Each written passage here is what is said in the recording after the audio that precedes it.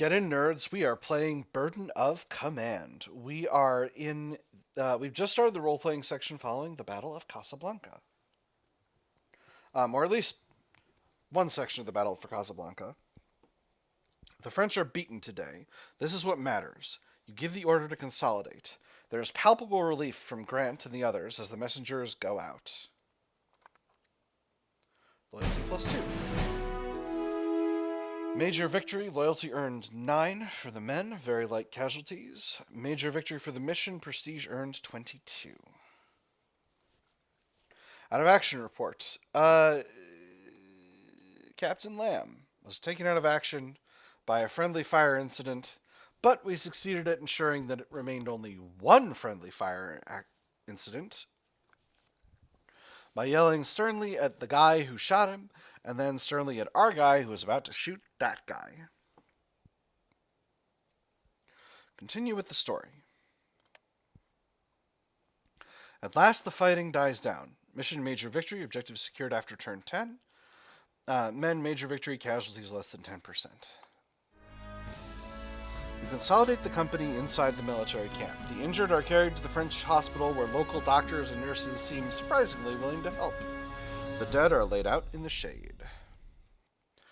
With the base secured, you move readily from squad to squad, preparing for the inevitable French counterattack. Lieutenant Wilson sends word to you, requesting a meeting. Eventually, you step inside a small enclosed garden not far from the base commander's fine Parisian house. Wilson is already there. He stares at a girl in a blue dress lying under the shadow of a tree.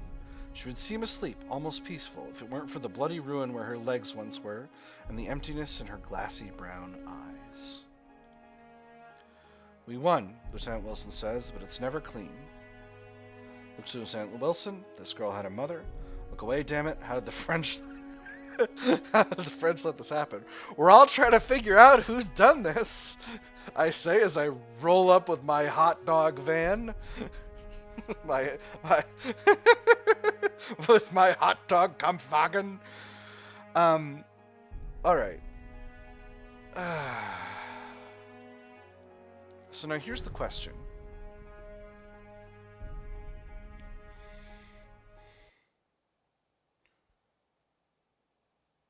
No, this is internal. Well, here's the thing.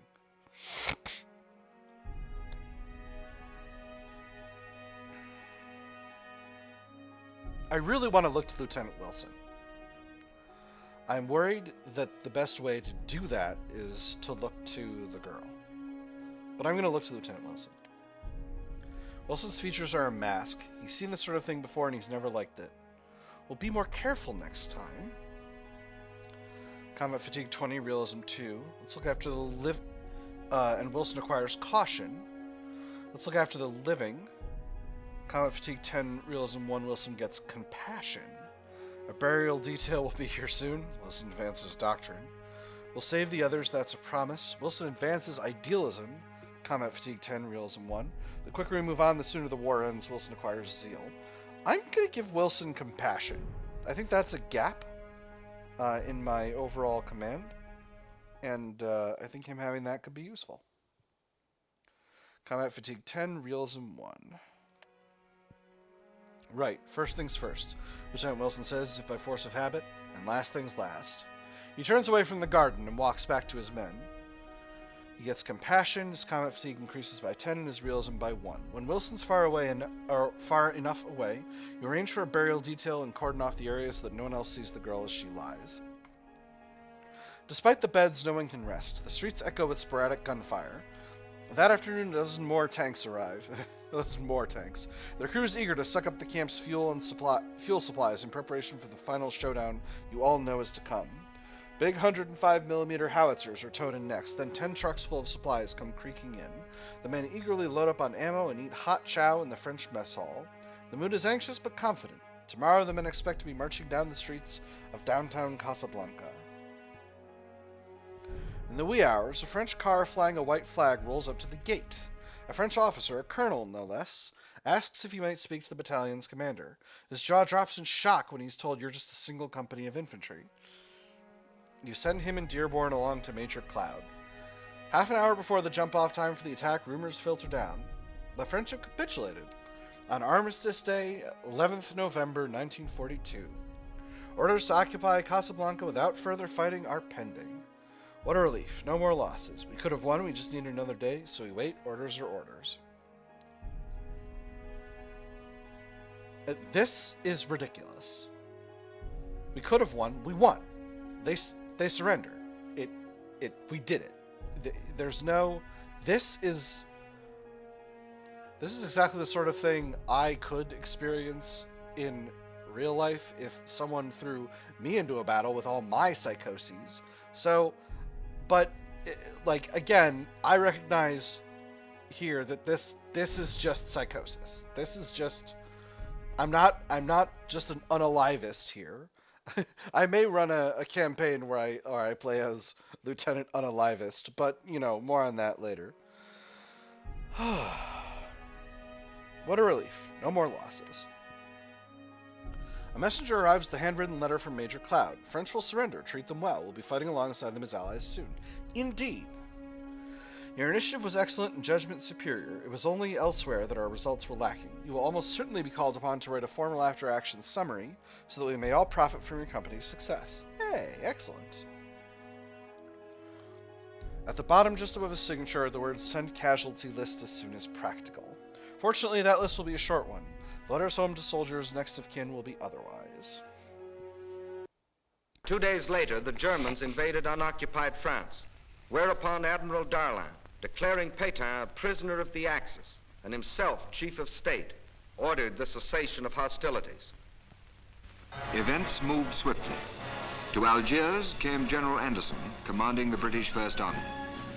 General Giraud took command of the French land forces. United under General Eisenhower, they were ready to take the field.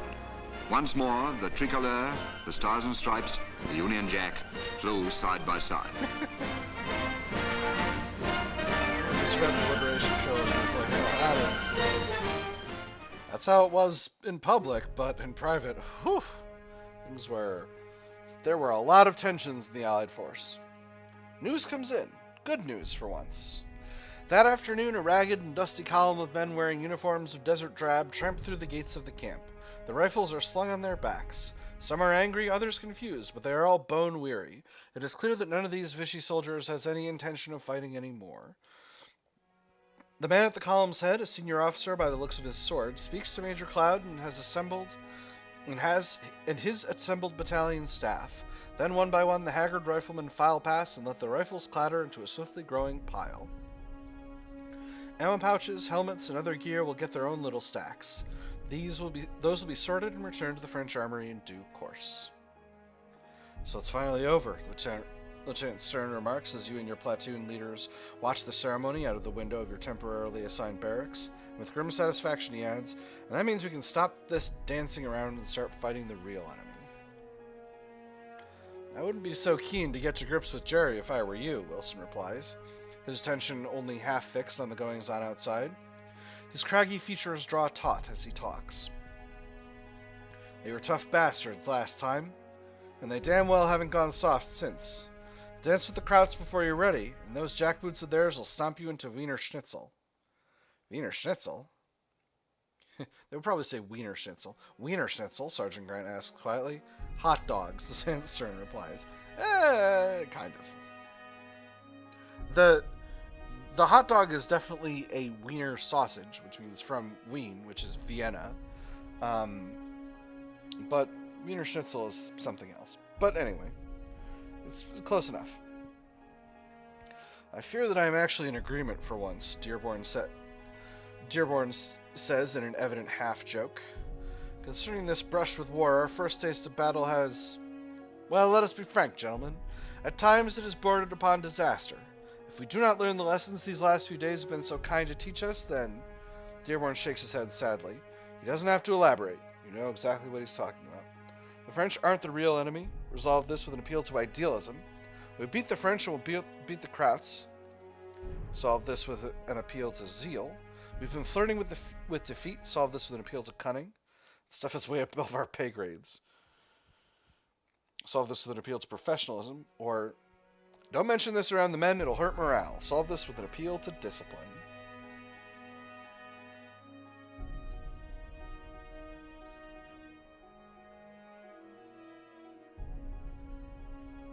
to resolve this with an appeal to discipline. Don't mention this around the men. It'll hurt morale. Combat fatigue 20 and realism 2. Wilson shakes his head. Men worry on their own just fine, he replies. Besides, they ain't stupid. They'll get a whiff of things eventually. That's how rumors start. Wilson requires caution. Combat fatigue 20, realism 2. Okay, but I've advanced discipline. Yeah, we're supposed to be examples to them. We can't be talking about having second thoughts. Wilson advances caution. His combat fatigue 20 and his realism 2. Lieutenant Stern, we've just landed on a foreign shore, fought for the better part of 3 days, and lost our commanding officer, Dearborn replies sourly. If we are not having second thoughts by this point, I reckon there was something terribly wrong with us indeed. Dearborn requires discipline. His combat fatigue and realism increased by +2. Let's not darken the sky anymore. Prestige +1, trust -5. Glad you said it. Trust +10, prestige -1. Ignore these grousings for now, trust -2. I could sacrifice a little trust for a point of prestige. I shall refrain from further conjecture, sir, Dearborn replies, which is not too far from an apology. The disarming continues. The discarded rifles become a pile. French officers retain their sidearms, though, as a bit of diplomacy. Say, Lieutenant Stern asked tentatively, the barest quaver of anxiety in his face. How did it happen, anyway? Captain Lamb, I mean. One of our own sentries shot him by mistake. Friendly fire. It happens. There was an accident. It was nobody's fault. Again, I'm not going to say this thing because if I am vague or cagey in any way about this, there is potential for suspicion to fall on me. Not reasonable suspicion, but like mind goblin level suspicion. So I'm just going to tell them exactly what happened. One of our sentries shot him by mistake. Wilson nods. It happens sometimes. It's nobody's fault. For a moment he seems about to continue, but he doesn't. He has nothing else to say. Nobody does. I didn't resolve that crucible super good, but, you know, I did my best. The clack of rifles being set on the ground becomes a mournful cadence that wafts through the open window. Some of the French soldiers, on the other hand, seem happy it's all over. Those that don't wear their anger about their eyes. Either way, they stagger off for hot food or a long sleep now that their burden is lifted. A letter, Dearborn says at last. One of us ought to send a letter to his wife, his widow. A few words of condolences, of comfort. She's entitled to more than a War Department telegram. It would only be proper. Wilson gives a little cough and everyone looks his way. He'd known the captain the best and the longest, but the old man shakes his head. No. I can't do it. I'm no good with a pen. Wilson turns to you. So do the others. Yeah, I mean, it's having unceremoniously received battalion command, it is my responsibility to shoulder the burden of getting in touch with his widow. You grasp for your words to define your company commander. Your predecessor as company commander now, you suppose. You try to imagine what words would console the widow. You rack your brain. How could you distill a man into a few sentences? How could you describe Captain Elliot Lamb?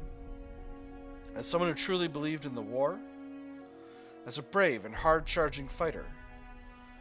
As a fine tactician and a thinker? As a shining example of what an officer should be? As a stern but fair leader?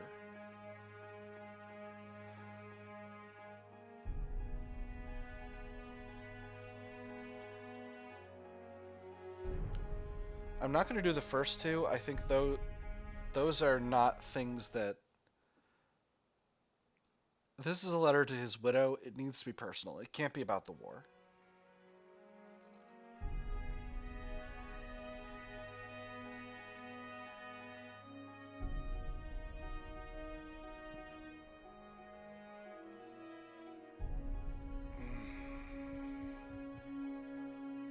This is hard, friends.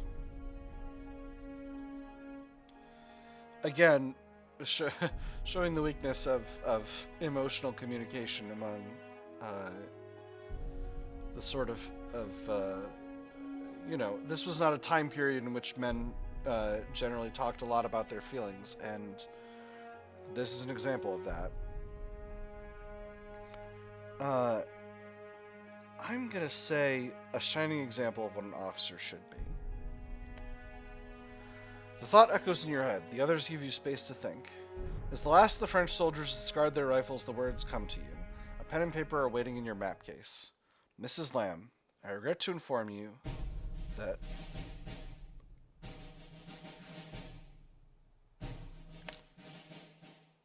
Alright.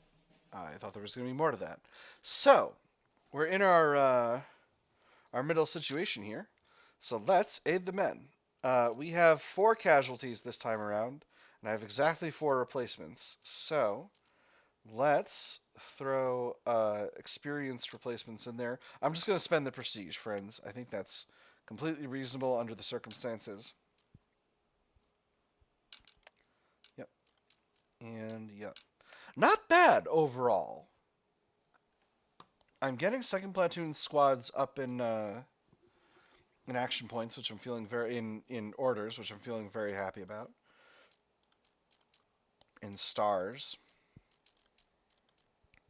Dearborn I still need to get going forward. So first, I think we'll get this squad over the hump.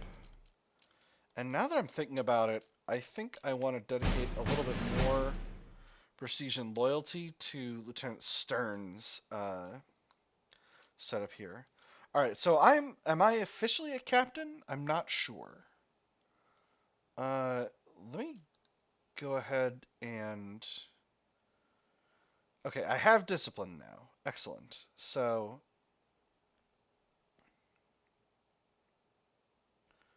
Port on. That's right, the better fire superiority. I'm going to do an edit here. I can't use this as Captain Lamb's insignia, but I took this insignia because I don't want to mistake this for my own squad. So let's go ahead and do...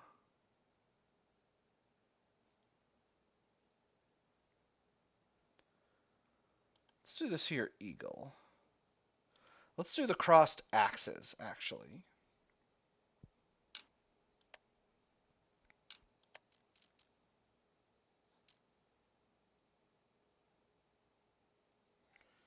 Well, that's not exactly what I was hoping for. All right, but it's all right. So, now, I've got plenty of prestige and plenty of loyalty.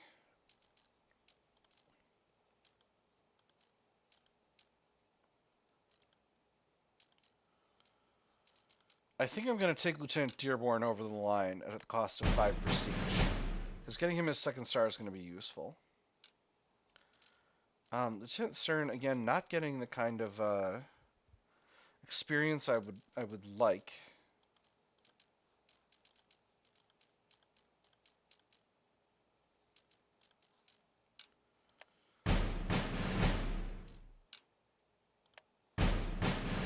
So let's pour some XP in there, some loyalty and prestige in there. Again, Lieutenant Dearborn, I think...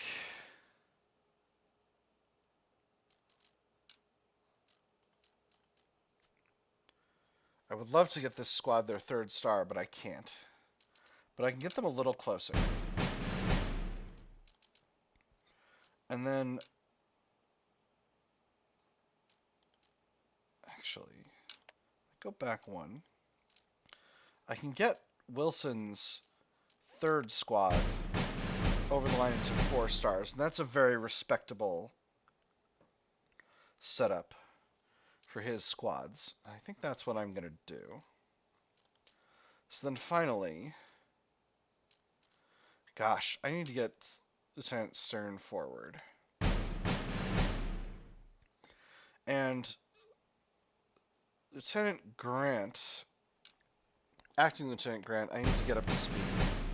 So I'm going to shell out a lot of prestige this round, but hopefully this won't end up turning into a mistake.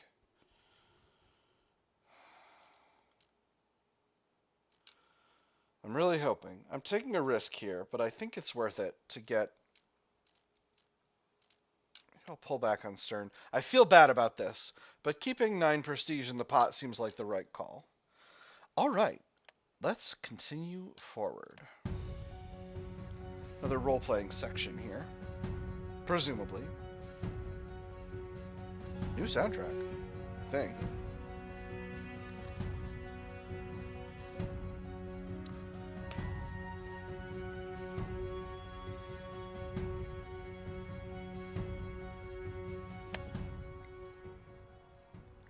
From Morocco to Sicily.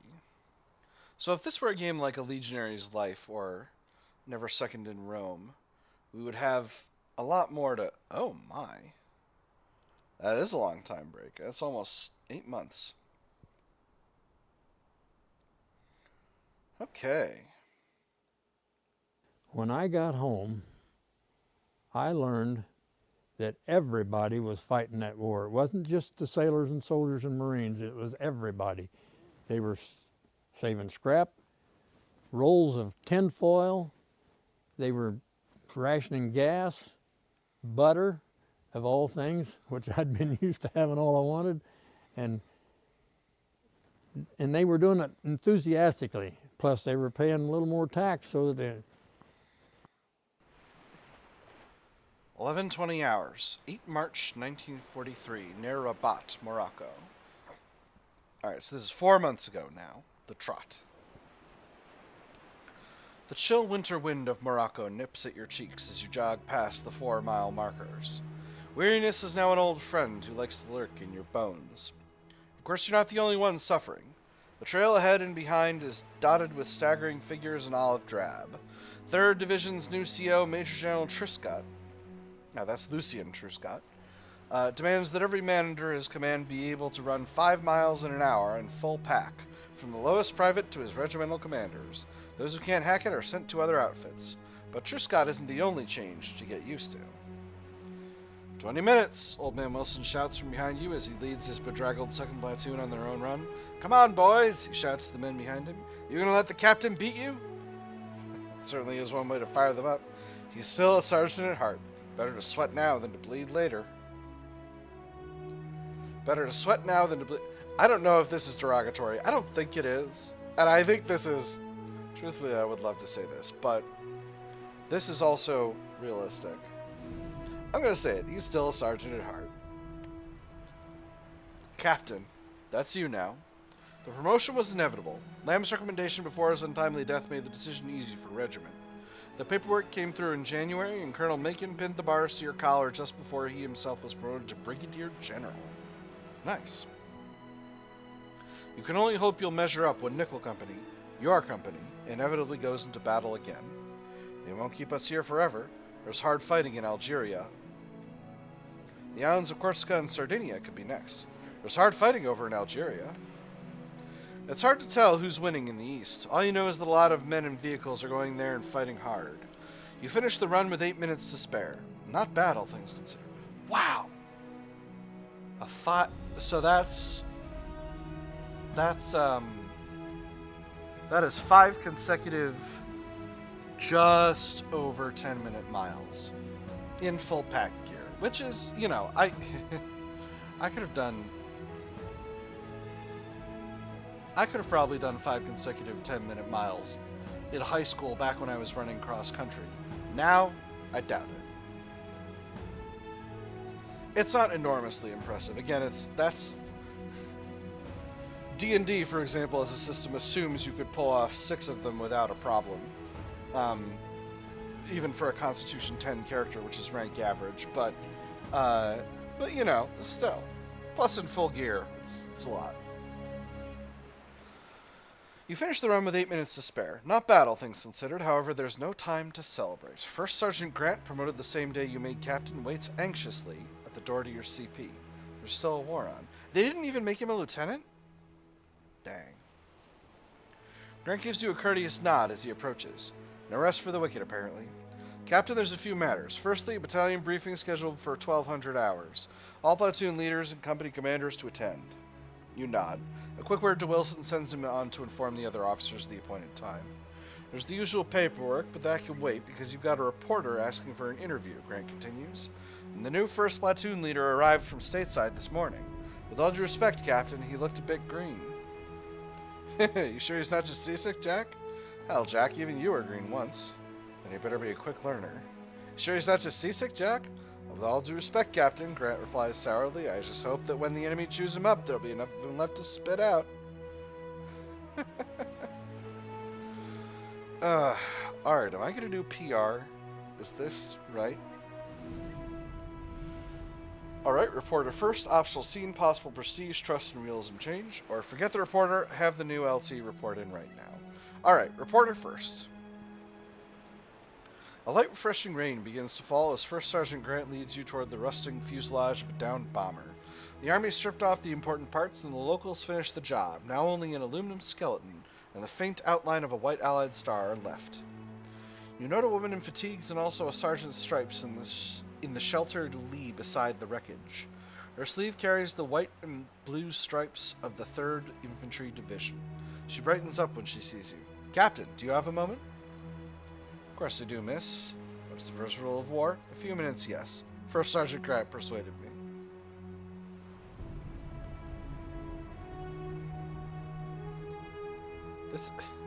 I do want to build up some more verbosity. Yeah, First Sergeant Grant persuaded me.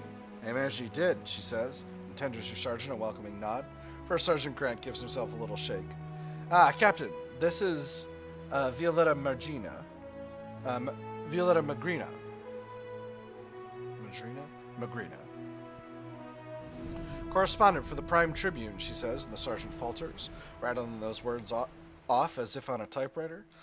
She edges a notepad out of a battered musette bag and then gestures lightly at the rain. Why don't we go somewhere out of the rain? The inside of the fuselage allows the damp smell of rain to mingle with the stench of fouled oil and rust. However, the bomb bay itself is surprisingly intact, despite a leak here or there. With the catwalk and racks removed, there's enough room for the three of you to comfortably and for you to be comfortable and for the moment dry. Miss Magrina warms her hands by blowing hot breath into them. Never knew the desert could get so cold.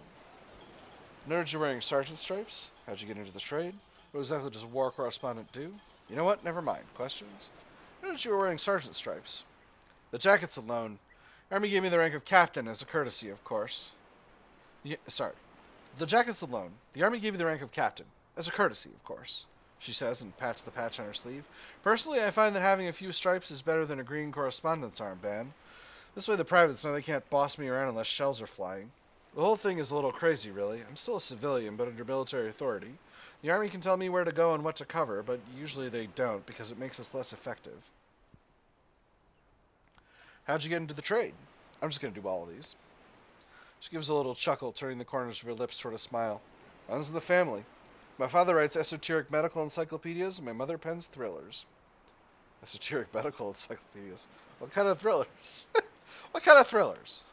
The thrilling kind, Miss Magrina replies. Ever read The Hawk, Scarlet Tango, or maybe The Fragile Knife, A Study by Torchlight? Assuming you like obsidian hunting spears.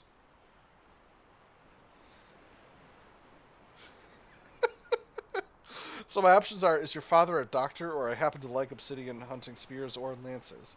I feel like the first one is just no selling this completely. I do happen to like obsidian hunting spears or lances. Thus the audience grows by one, she remarks.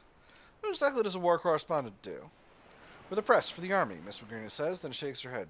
Sort of. We're more trusted than the official press releases because we have more access. We do get censored, but that's not really what you were asking, was it? She rubs her hands for a moment. I'm here to write the stories for people back home. Accurate, truthful, and interesting stories about the men on the front lines. Sometimes they even get published. Sometimes accurate stories don't make it. Truth is the first casualty of war, so the uninteresting stories are left out. I understand. So, sometimes accurate stories don't make it. Time and place sometimes has to be left out, she says, as well as certain details vital to the war effort. There's an annoyed tang to her words, as if she's been stung by that aspect before. Secrets like how canned peaches have an aftertaste of tin, or how everyone throws away the lemon powder. First Sergeant Grant says, You know, Captain, vital secrets. She spares Grant a smile.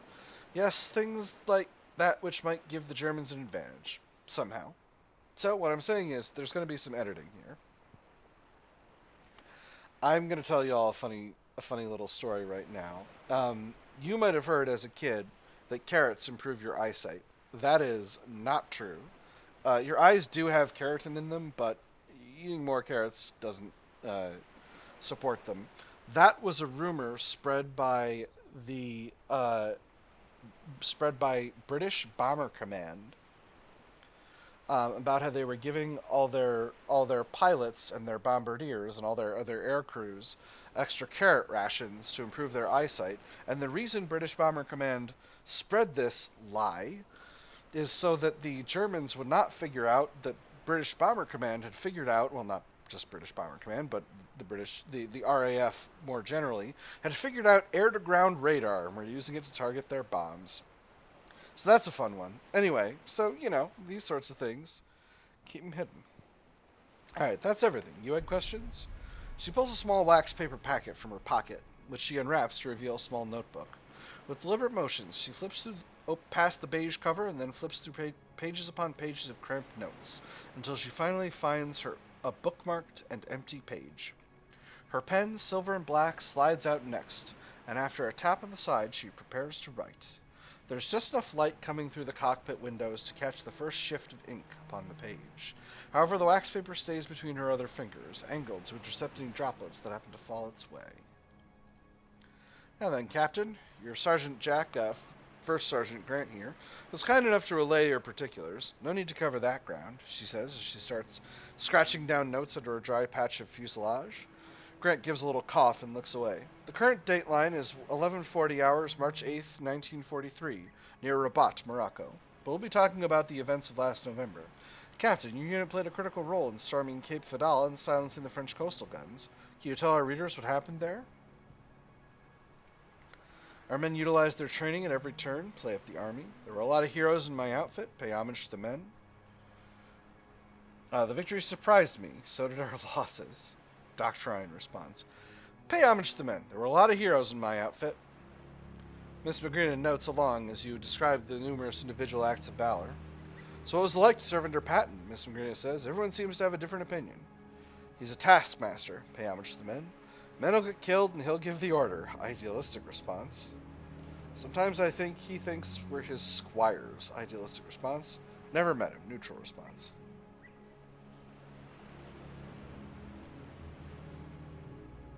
I'd never met him then, at least.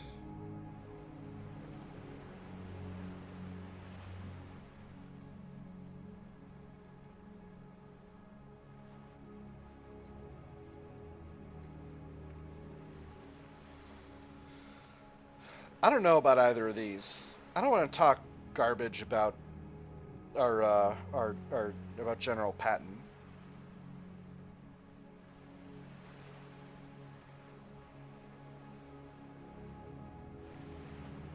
I think Patton would like to be called the Taskmaster. But am I really speaking from experience? I don't think so. Never met him. Discretion can be good for a career, Miss McGrinnan notes. About the landings, initial reports indicate numerous difficulties getting ashore. What about your share of Morocco? I saw plenty of wrecked boats on that beach. My boat came ashore, that's it. Infantry won the day. The seas were calm, but the reefs remained. I wish I could put in a good word about the coxswain here, because the man did a splendid job coming through reefs and all kinds of bad stuff. My boat came ashore. That's it. Yes, that is, Miss Maguna says and makes a note of it. Now, a lot has already been written about Casablanca, but if you would indulge me, we kicked the French out of their barracks. We learned a lot, and we taught some too. The after-action reports will be good reading. I'd rather you interviewed the men for the details. We learned a lot. We taught some too. Nicely put, Miss Maguna says, then records your take on the battle. I can only hope the army will be just as flexible in the days ahead, especially given how badly things are going in Tunisia. Tunisia? It's been good talking to you. Indicate the interview's over.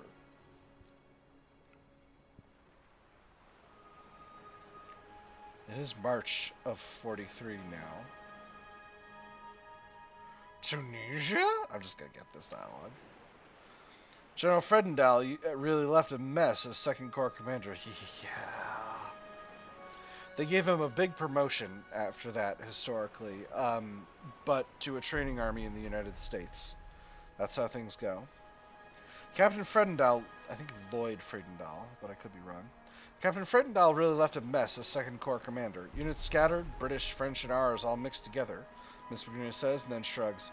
At least that's what I've heard from those who've been out there. General Hughes gave me a quote. We have men but no organization. Hopefully Patton can change that. Rommel certainly won't wait. Rommel, yeah, he'd be a tough one. Patton will make Second Corps work. Rather not gossip about commanders, ours or theirs. Fall silent. Patton will make Second Corps work. Patton has to be an improvement on Friedendahl, Miss Magrina notes. The old Second Corps commander ran things his way. Terribly.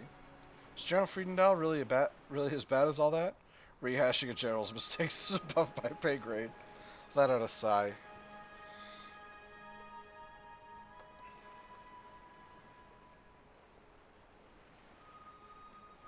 I want to get her opinion. Was General Friedendahl really as bad as all that? If you believe the stories, he was the worst, she says, and lets slip a shrug. He didn't want to leave a big bunker he'd been building, kept badgering his subordinates and scapegoating them, mocked the British, and so on. To hear his men tell it, he was trying to win a medal from the Germans. Right. I think we've covered everything now. No doubt, she replies. A rustle of paper arises as she examines her notes. Outside, the rain is only a faint patter on the fuselage. There's a lot here. Good, truthful stuff, but it may have to wait until after the war. Myanmar? It seems several of them were wounded by shell fragments. Well, shells don't discriminate. Lie a little. Our guns plastered the town. Shells don't care.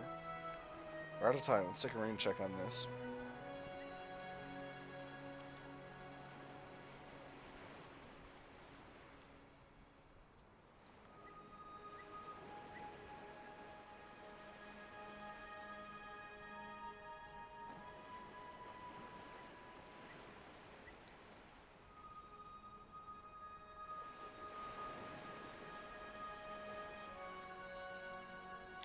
Again, I don't want to talk garbage about the Navy.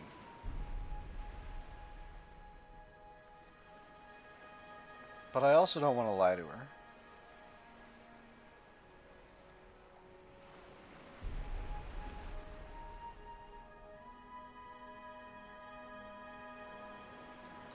Our guns plastered the town. Shells don't care. Miss Green writes down your full description of the event. She chuckles a little as you describe how briskly the old German officers could run under the shelling from the Augusta, but then her humor sours. I can see now why the brass whisked them off to the States so quickly, Miss Green says as she says your notes, and then you. They're trying to hide a friendly fire incident. They'll probably succeed, too, at least until the war ends. The rain lifts, and a sliver of sun comes out from behind the clouds, filling the interior of the bomber with a promise of light. Miss Magrina returns her notebook to its wax paper home. Thank you very much, Captain. Maybe we can do another interview in a few months. First Sergeant Grant helps her exit, their boots squelching into fresh mud. She favors him with a kind word and then turns and gives you a final happy and very civilian wave before she heads off to interview someone else about the war.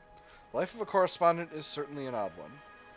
Hope you'll make print, First Sergeant Grant says as you join him outside. And even if you don't, the men will know. They always do. I'm glad for that. So she's just going to walk off with your jacket, huh? Head back to Nickel Company. I'm glad for that. Yes, Captain, First Sergeant Grant replies, and gives a little nod that seems to cover everything. Side by side, you return to Nickel Company. Yeah, I'm glad I didn't talk garbage about Sergeant Grant. A few days later, you learn that your precise description of the events at Morocco has only been read by battalion staff. The brass is silent concerning your thoughts of the bloodied nature of Nickel Company's trials, but your men are satisfied with your accounting of things. This is no Hemingway novel. Prestige -1, trust +10. Let's censor our conversation about the war. It is what it is.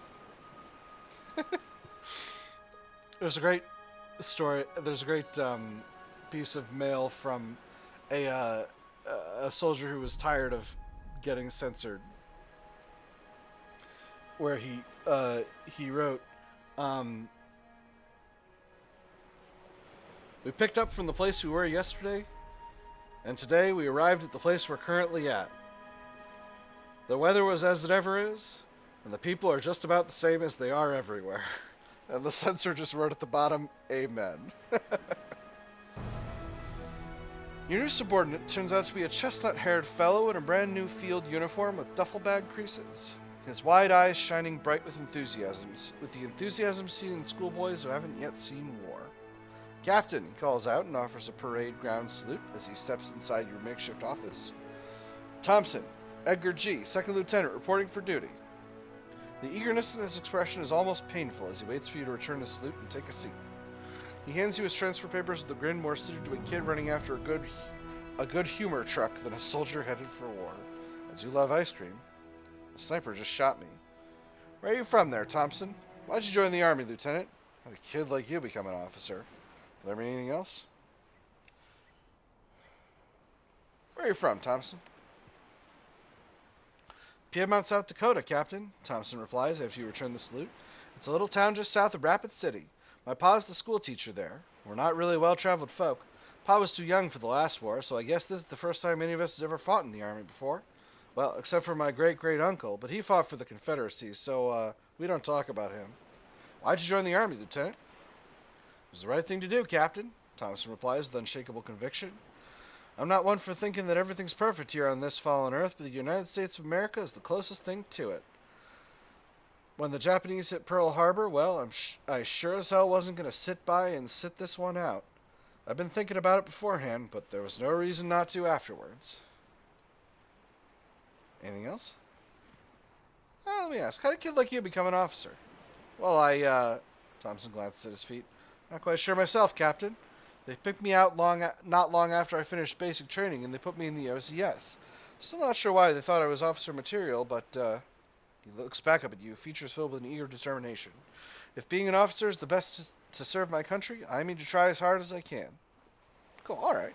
That's an interesting answer. A little bit of a non-answer, but you know. Anything else? Yes, Captain, Thompson says, and eyes the packed earth floor nervously. Stay hydrated. They told me back home I was officer material, but I'd be lying like a cheap rug if I said I knew what I was doing. He looks up anxiously. I don't suppose you have any advice for me, do you? Alright, we're going to start him out. Follow your conscience, it's usually right. Thompson advances idealism. Alright, so he's already got idealism, which shouldn't be shocking given the dialogue. You're here to kill the enemy, never forget that. Advances zeal, combat fatigue 10, realism 1. So he's already got idealism and zeal. You gotta think quick to keep your feet out here. 20 fatigue. Realism plus 2. Advances cunning. Get a feel for the system and work with it. Combat fatigue 20. Experience plus 25. Or just follow my orders. Combat fatigue 20. XP plus 25. So this is interesting. I could give him an advance to his doctrines, or I could throw him some experience and combat fatigue. I'm going to advance idealism. Well,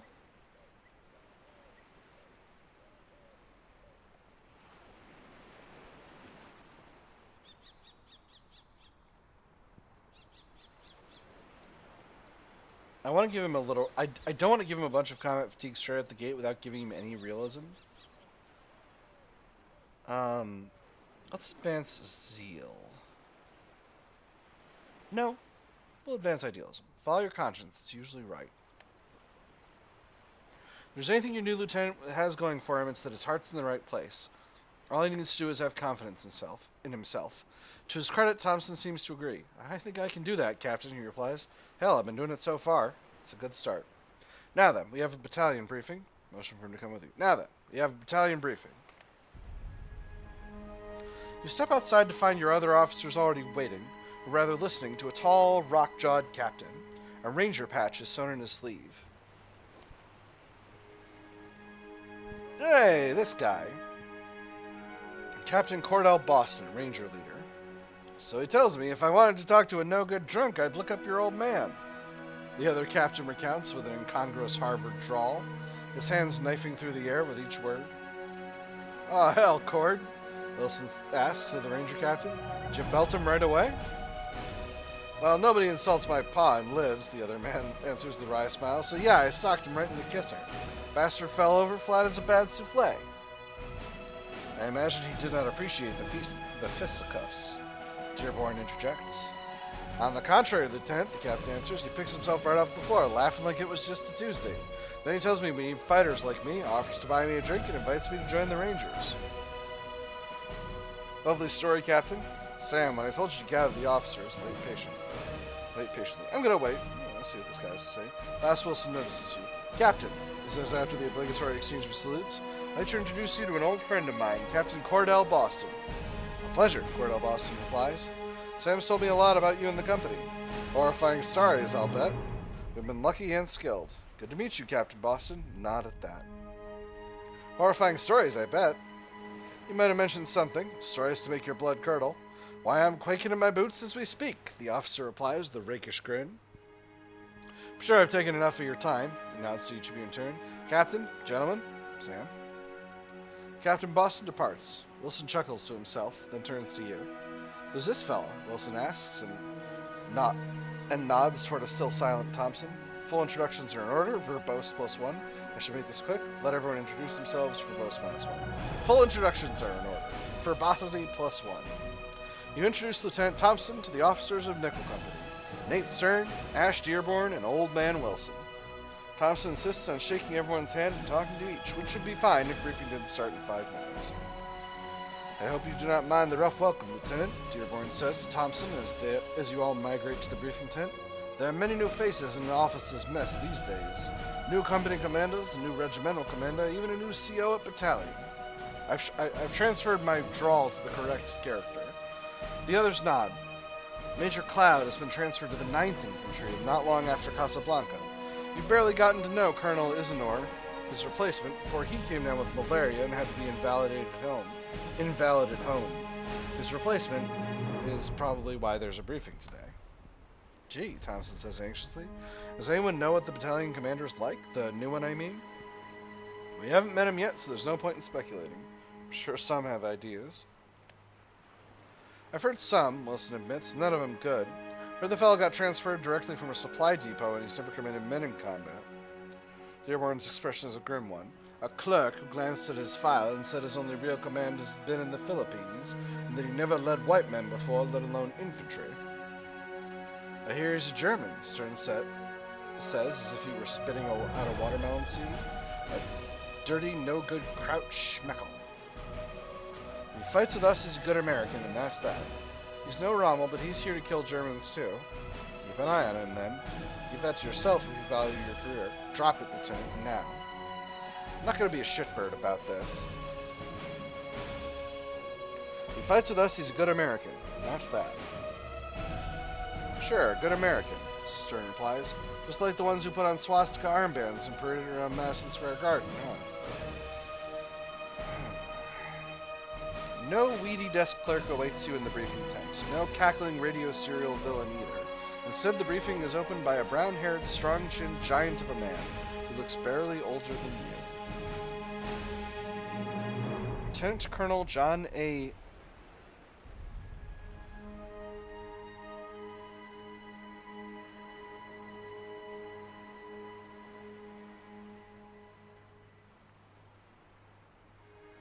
I don't know how to pronounce that.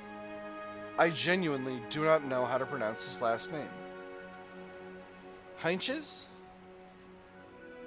That seems terrible. I'm going to need to look that up. It's only when you see the rank on his collar that you realize he must be Colonel Heinches, the new battalion commander. Gentlemen, he says, and motions you over, his sharp eyes fixed on your own. I know I might take some getting used to, but I'd like to avoid losing too much time to either dilly or dally. The sooner you fellas know the odds, the sooner you can pass along the breaks to the men who do the work. Understood? Colonel Heinches snaps up a long wooden pointer and steps before the briefing board. There's a lot pinned up there, including a map of Europe's, quote, soft underbelly, unquote, with a bold Army Air Force mark upon it. Starting next week, the entire 3rd Infantry Division will begin a new training schedule. In addition to the current hand-to-hand fighting drills, the Army Daily Dozen and long-distance runs will begin amphibious landing exercises and rock climbing practice as well. If training's amphibious, then it's not Algeria. Since there's rock climbing, it's not Sardinia. There are long runs, then it's not Corsica. Well, it's not Algeria. The others finally remember to take their seats. The new schedule is sunup to sundown. Once the Germans are kicked out of Tunisia, our forces will combine with the British 8th Army, and together we will embark on the next step towards breaking the Nazi stranglehold over Europe, Colonel Heinches indicates. Our next thrust targets the soft underbelly of Hitler's empire. We will land in Sicily. Right, Sicily. Glad Morocco trained us for this. The question is, which wave are we going in? Right, Sicily. And the 7th Infantry Regiment has the honor of being its spearhead. We will fight the Italians on the beaches. God, they look so young. We will fight the Germans inland. Yeah, the Germans too. It'll be a struggle. Wait to ask the usual questions. It'll be a struggle. In other words, we were outside of Bizerti because they bombed the port of Bizerti, the Germans did quite often, because we were about, I would say 25 miles from Bizerti in a bivouac area. And we could see the searchlights and stuff at night up there, and you could see the ack-ack going up and breaking, and you could hear the bombs falling and everything. But it was a long way from us. I mean, but when we left. They cleaned everything out. You know, of course, Africa had fallen by that time, and because we left from the port of Bizerti to go to Sicily then.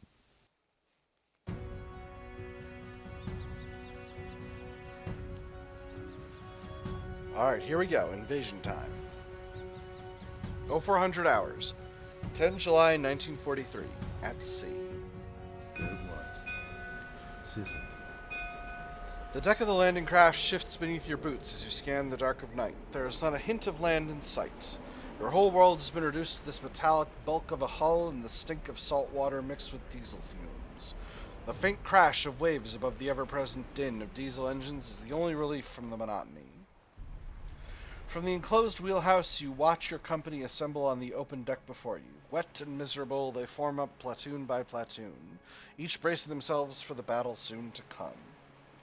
Landing site, objectives Will, Mike, and Sam. The most westward landing zone, mapped by Adam Dials. Cool. Alright, First Sergeant Grant bellows over the thrum of the engines. Let me go through the plan one last time for you jokers in the back.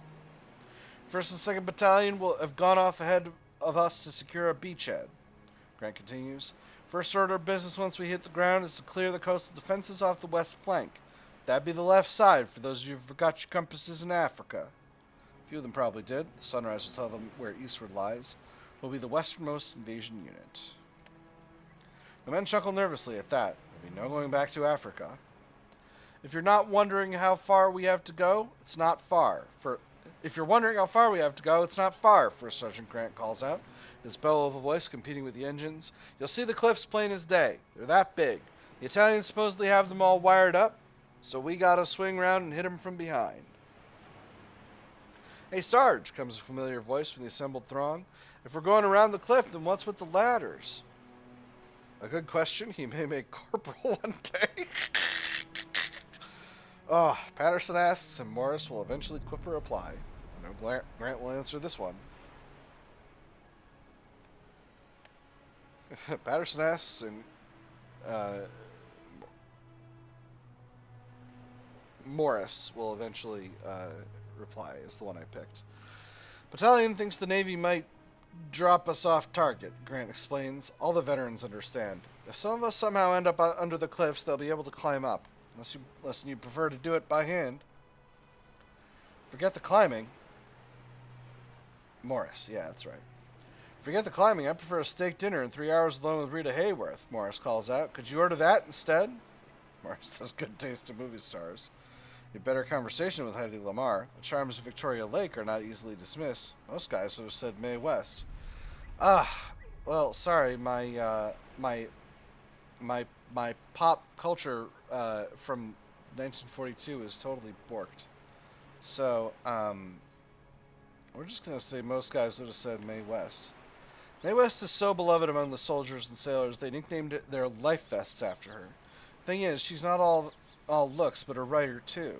The kind that makes double entendres roll off the tongue and slip past the censors. Half the company burst out laughing at the joke. Grant isn't one of them. Your first sergeant steadfastly ignores the interruption and presses on. Our job is to clear a path inland for the AT guns. They'll lock down the main highway to Agrigento. If those guns don't get up there, the Krauts can drive their panzers up that road and roll up the whole damn landing. So do not fuck this up. Understood?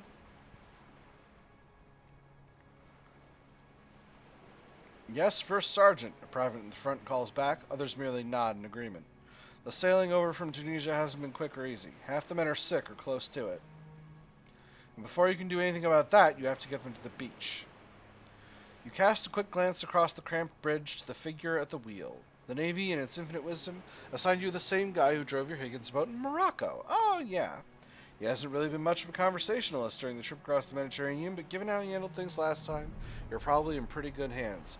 That's real good, because my understanding of how Operation Husky went is that this might have been Anzio that I'm thinking of, but I know that they diverted a bunch of landing craft operators to Britain to prepare for D-Day, and so there were a lot of in these subsequent naval landings in Italy. There were a lot of green boat drivers. A wave slams into the ship. Some of the men are tossed enough to revisit their breakfast or even dinner, but not every man.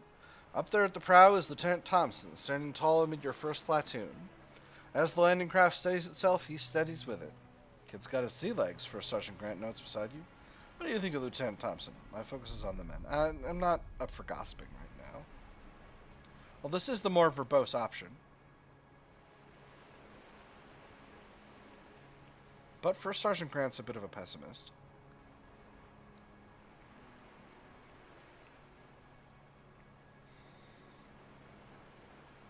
My focus is on the men.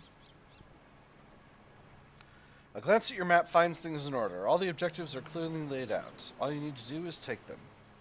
Captain, First Sergeant Grant remarks aloud in dutiful public tones. We're getting close now. Do you want to say a few words to the men before we hit the beach? Of course, First Sergeant. I'll talk to him. Give a man a speech may unlock battlefield events, or First Sergeant, you should do it. Let Grant talk to the men instead. Of course, First Sergeant. I'll talk to him. I'm the most verbose there is.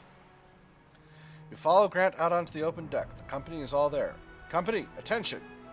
A thunder of boots pounds the steel deck in unison, drowning out the din of the engines for a brief moment.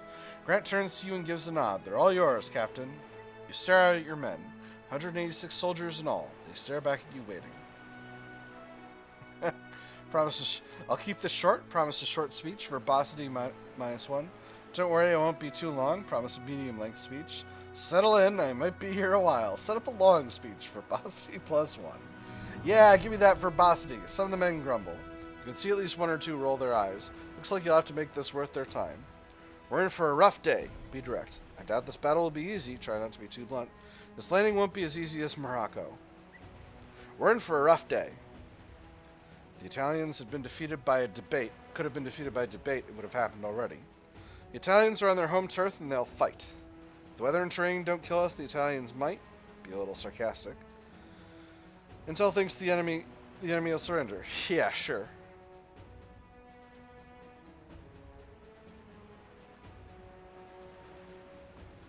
I'm going to be sarcastic. Intel thinks the enemy will surrender. Yeah, sure. The brass thinks a lot of things. Sometimes they're right, but sometimes they're also wrong. When you hit the beach, when the bullets start flying, when the guys start dying around you, when you hit the beach, they listen with only a single ear. Remember, you're not just fighting for yourself. Appeal to doctrine and idealism. Remind yourself that your only safety lies in victory. Appeal to zeal and cunning. Don't forget that we fight as a unit. Appeal to professionalism and discipline. Keep your head down. Keep yourself alive. Appeal to caution or compassion.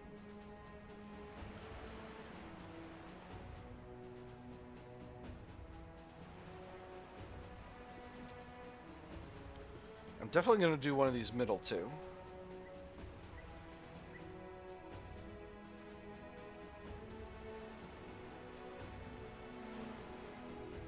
This is a little pessimistic. Don't forget that we fight as a unit. The men can only go so far. 10 men can go... One man can only go so far. 10 men can go a lot further. Remember your training and stay with your outfit. If you hear an order, don't think, just follow it. Remember your training and stay with your outfit. At this, I don't want to say this. There were some incidents in the Sicily invasion. A couple of some violations of the rules of war. Remember your training and stay with your outfit. Appeal to professionalism. Solitary heroes are well and good for Hollywood. On the battlefield, though, being alone is a sure way to get captured or killed. I know you won't disappoint me. Keep that in mind and we'll prevail. We will get through this. I know you won't disappoint me. The men will fight and you will lead them. Now you have to wind things up. Now go and make me proud. Good luck and Godspeed. Let's go on to some ites.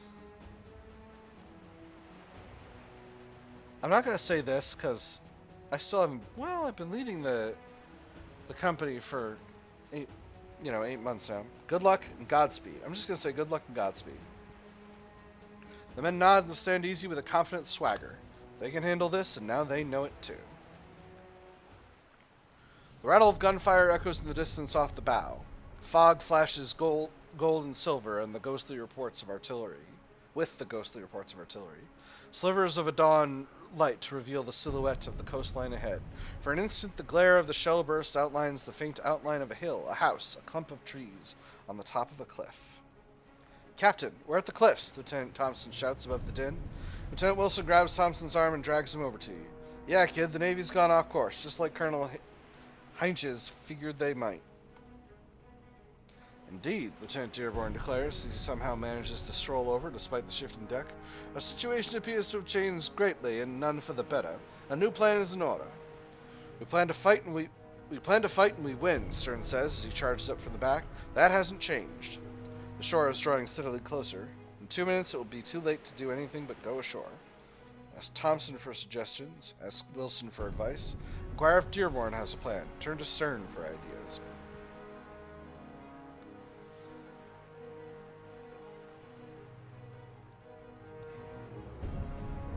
Inquire if Dearborn has a plan. If invasions have shown anything this century, it's the urgent need to step from the sea to shore and keep pushing, Lieutenant Dearborn says. Gallipoli is the prime example, and not one I would be keen to duplicate. Can we at least call on the Navy for support? Rake the cliffs with fire before we go charging in? Lieutenant Thompson asks. The Navy's supposed to blast the town for at least an hour, First Sergeant Grant reminds you quietly, which wasn't going to be a problem since it would take at least twice that long to get over there. You glance at the map he holds. A hurried set of revisions has been penciled in. One thing is certain: the Italians will be waiting on the other side of the cliffs. It'll be a hard fight coming. You'll have to concentrate your forces and not get tied down in firefights against an entrenched enemy. You can't go left unless the Navy shifts fire. The exit draws to the right. That was the original plan. Going over the cliffs is risky, but that's where we are. Staying on the beach isn't an option. Okay.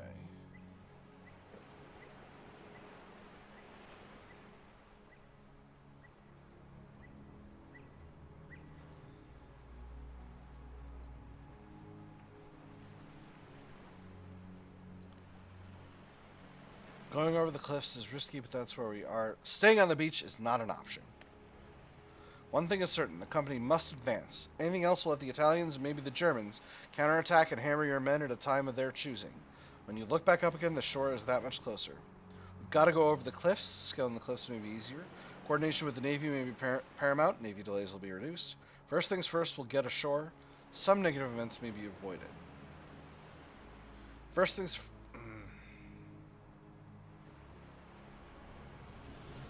first, we get ashore. You indicate to your officers that you'll need to reach the beach and figure things out from there. If you can't do that, then you'll have to embark again. Once they all affirm that fact, you send them back to their platoons to do what they can. Wilson calls out for predetermined men to take up the ladders. Dearborn employs a quick, even-odd approach to sort things quick. Thompson leans heavily on his sergeant to get the ladder men deployed. Stern's mortar teams sling their heavy burdens and wait to follow behind the infantry. The mission sees all objectives. The men suffer no more than light casualties. A shudder ripples through the dark plates as the bow crunches against the shore. The engines strain for a second to make sure the LCI won't drift free, slewing the ship slightly to the side. Your fingers tighten around the stock of your carbine. The ramps come down. Breakers crash against the sand. Your heart thuds in your chest. Jesus Christ, there's the cliffs. All right. We got 7 objectives here, friends. Oh, my nerds, this is going to be a tough one. And we're going to see how the Italians fight. But that is all the time we've got for this episode. We have gone way over. We're over an hour at this point. So I got to wrap things up. But it has been a good time. I've had fun. I hope you all have had fun. And I will see you on the other side for Operation Husky, the invasion of Sicily.